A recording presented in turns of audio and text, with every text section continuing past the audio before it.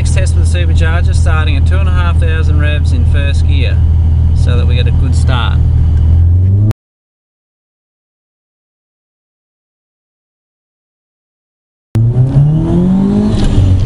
Changing at 6,200, achieving 5.5 psi at the change.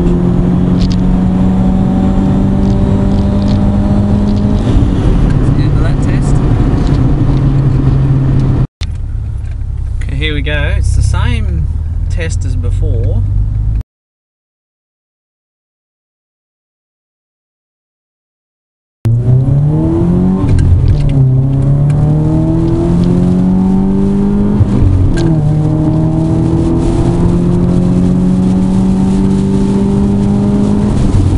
Changing gears at 6,200.